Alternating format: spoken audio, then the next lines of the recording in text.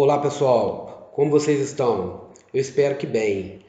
Na aula de hoje a gente vai fechar o capítulo sobre o governo do Fernando Henrique Cardoso, que foram os anos de 1995 a 2002. Inicialmente a gente vai falar sobre as privatizações que ocorreram durante esse governo.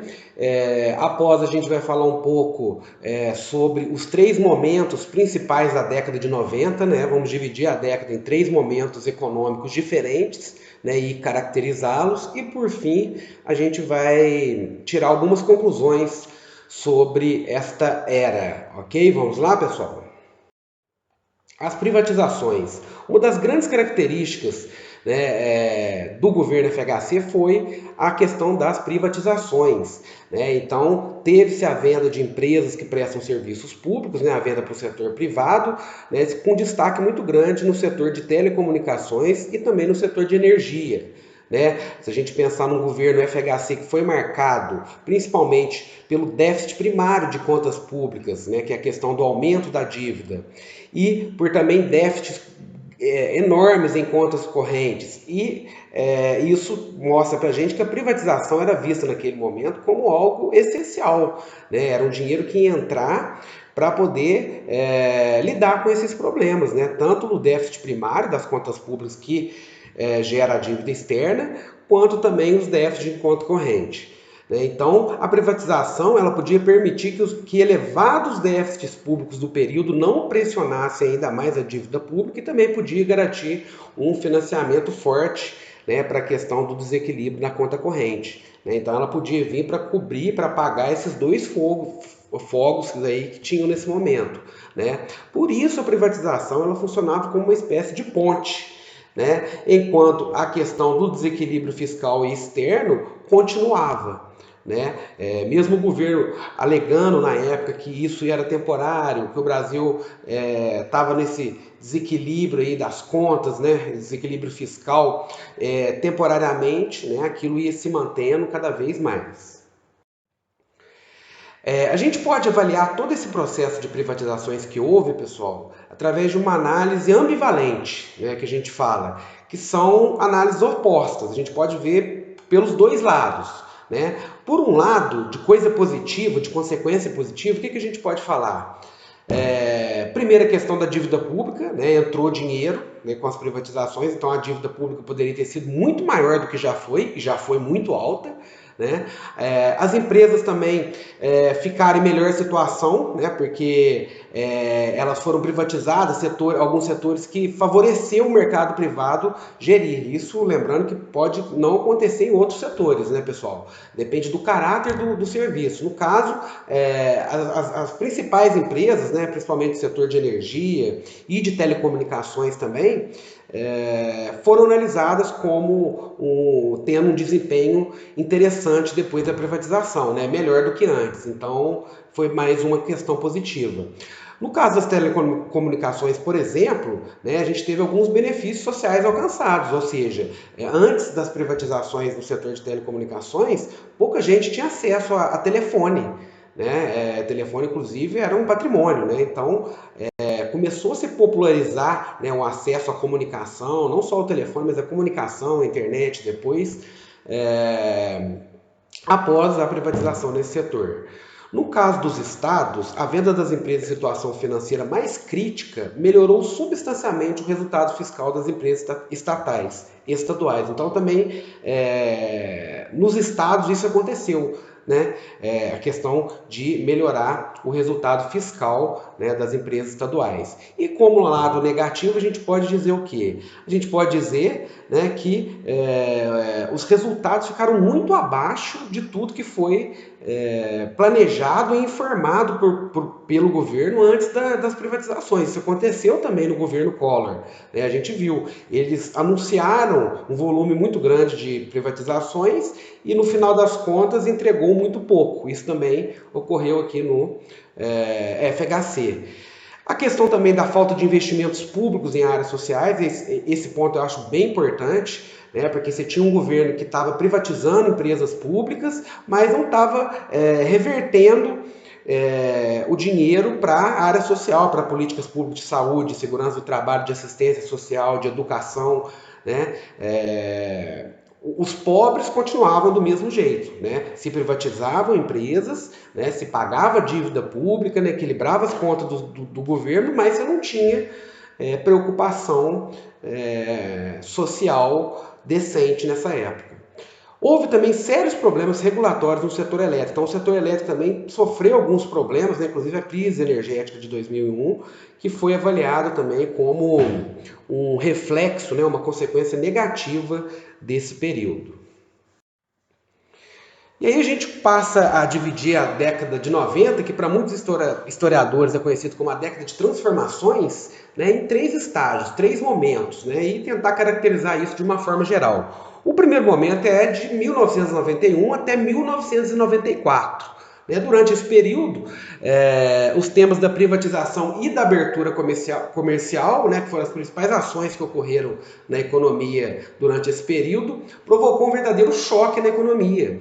Né? Então, as empresas se viram obrigadas a se modernizar, né, a investir. Por quê? Porque a gente tinha o início da concorrência com o setor estrangeiro, né? Então, concorrentes estrangeiros aumentando a competição dentro do mercado nacional, obrigou as empresas nacionais a ter que se modernizarem, né? E também uma marca importante desse momento é que a inflação continuava sendo o principal obstáculo a ser vencido pelo país, né? 91 a 94.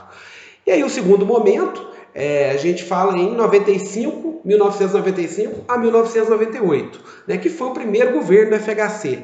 Esse governo foi marcado particularmente pela estabilização, né, então a estabilização do quê? Dos preços, né? Então a diminuição da inflação, né? Então como você tem preços mais baixos, né, preços mais regulares, né, de forma que a gente possa comparar esses preços, o que acontece?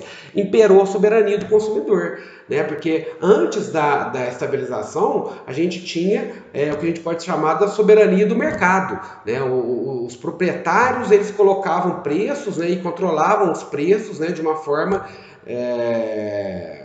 pessoal. Então, nesse momento, com a chegada da estabilização, a gente tem a soberania do consumidor. O consumidor ele pode escolher, né, analisar um custo-benefício para poder adquirir um produto. Então, isso obriga as empresas a, né, se adequarem a isso, né, controlar o seu preço, né, de acordo com a demanda do consumidor, ok? E por último, a gente tem 1999 a 2002. Foi um período que correspondeu a uma tríplice mudança de regime, então se alterou o regime cambial, o regime monetário e o regime fiscal. Né? Até 1998, sempre que o Brasil viveu alguma grande crise, a gente teve pelo menos um desses três elementos. Né? Eram os três fantasmas do Brasil até 1998, que era a questão da alta inflação, ou da crise externa ou do descontrole fiscal. Então, sempre que você tinha uma crise no Brasil, pelo menos um desses três elementos, ou autoinflação, ou crise externa, ou descontrole fiscal relativo ao fisco, né? Gastar mais do que arrecada. Um desses três problemas sempre estavam presentes. Com as medidas de 1999, é por isso que a gente divide aí esse terceiro estágio de 99 a 2002, o país passou a ter condições de enfrentar esses problemas. Né? Se o problema foi a inflação, o que o Banco Central faz? Atua através da taxa de juros. Né? A inflação estiver aumentando, né? o Banco Central aumenta a taxa de juros para forçar a baixa inflação. Se a crise, se o problema é na questão do balanço de pagamentos, né? O governo está pagando mais do que ele está recebendo, o câmbio se ajusta e melhora a conta corrente. Né? Foi outra medida de 1999. E se o problema for a dívida pública, o que a gente faz? Calibra o superávit primário. Então foram três ideias, né, lançadas nessa época, né, que permitiu, né, que os governos, até posteriores, pudessem atacar os principais desequilíbrios macroeconômicos de forma integrada. Né? Os três problemas com as três frentes de solução. permitindo dar conta dos desafios e aspirar ter inflação baixa, equilíbrio externo e controle fiscal, né? Então foi um governo bem movimentado na área econômica, como vocês podem ver. E aí, de conclusão, né, o que a gente pode concluir aí, de maneira geral sobre a política econômica de Fernando Henrique Cardoso? Né? De certa forma, a gente pode falar de dois governos diferentes, né? Do primeiro governo, do segundo governo do FHC. O primeiro, né, teve como característica uma política cambial rígida, uma crescente dependência do financiamento externo e um agudo desequilíbrio fiscal, né, um grande desequilíbrio fiscal, né, que está ligado à questão da dívida. E o segundo, marcado por um câmbio flutuante, a redução do déficit em conta corrente e pelo fortíssimo ajuste fiscal, né? Então, foram dois governos que se antagonizaram aí com relação às suas características. E como denominador comum, né, para a gente não falar que não teve nada em comum, né, a gente tem o quê? Uma grande preocupação com o combate da inflação, e isso permaneceu durante os dois governos, e do lado negativo, a questão da expansão do gasto público. Né? Então, foi um governo que gastou muito, né? que gerou uma crise fiscal muito grande. Né? E a consolidação da estabilização e o fim do processo histórico de 30 anos de indexação são a parte boa de um balanço que, por outro lado, esteve associado a baixo crescimento, aumento da carga tributária e uma pesada herança de elevado endividamento externo e fiscal. No final da sua gestão, como saldo positivo, o que o FHC deixou? Né? Qual foi o legado do FHC? Né? Primeiro, a gente pode falar sobre esse tripé de políticas, né, que a gente acabou de detalhar aí. Né? São políticas relacionadas à meta de inflação, câmbio flutuante e a austeridade fiscal, né, o equilíbrio fiscal, que se fosse mantido ao longo de muito tempo, né, de muitos anos, poderiam criar condições para desenvolvimento econômico futuro, com inflação baixa e equilíbrio externo e fiscal. Né? Então, se imaginava que uma política de governo se tornasse uma política de Estado, né, para os próximos anos, né, se permitir que o Brasil possa crescer economicamente. Né? E como segunda característica aí positiva que ficou, um elenco bastante robusto de mudanças estruturais, né, de reformas, como por exemplo a LRF, né, que é a Lei de Responsabilidade Fiscal, há uma reforma parcial da Previdência Social, né, houve uma reforminha aí da Previdência durante esse período também, a questão do ajuste fiscal nos estados, né, que foi também muito importante, o fim dos monopólios estatais no setor de petróleo e telecomunicações também foi algo que foi visto como positivo, e a questão da reinserção do Brasil no mundo, né? O Brasil voltando a ser um ator significativo aí no comércio externo, né? Nas relações comerciais com outras nações. Em contrapartida, em relação às expectativas que se tinham do início da estabilização, a FHC ficou devendo uma reforma tributária, o desenvolvimento de um mercado de crédito e, né, a questão da superação duradoura da vulnerabilidade externa do país. Né? Pô, o Brasil menos vulnerável, né, externamente. Houve também alguns avanços institucionais registrados em diversos campos nesse período. Um exemplo, o Banco Central ele agia mais de forma subordinada antes, né? Então se adotou um regime de funcionamento mais autônomo do Banco Central. Né? A questão dos ritos da democracia também foram seguidos, ou seja, depois de muito tempo, né, a gente teve um presidente que governou durante 8 anos e entregou a faixa para o sucessor, né? Não saiu de forma inesperada do governo, né? E também se a gente considerar que em outros países da América Latina, nesse período mesmo, nesse próprio período, houve tentativa de golpe militar, presidente deposto por impeachment, mandatos que acabaram antes do tempo, presidente que tiveram que fugir para não ser preso, acabou sendo preso. Então isso tudo estava acontecendo, estava formigando na América Latina. Então, pelo menos nesse período, a democracia funcionou. O presidente iniciou, né, e terminou seus 2 mandatos de maneira democrática.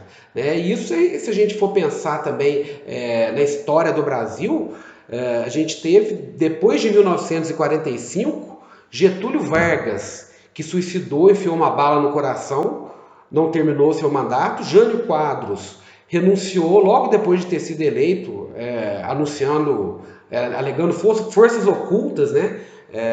Muitos estudiosos do período dizem que eram pressões, né, da política imperialista norte-americana, né? Também a gente teve João Goulart, que foi deposto no golpe de 64 pela ditadura militar, e o Fernando Collor, que a gente viu que antes de sofrer um processo de impeachment renunciou ao cargo, né? Então, olha quantos presidentes desde 45 não conseguiram terminar o cargo. Então, só do FHC ter terminado, né, o seu caminho, né, até o fim já foi visto como algo positivo. Ok, pessoal? Então a gente fica por aqui e até a próxima aula.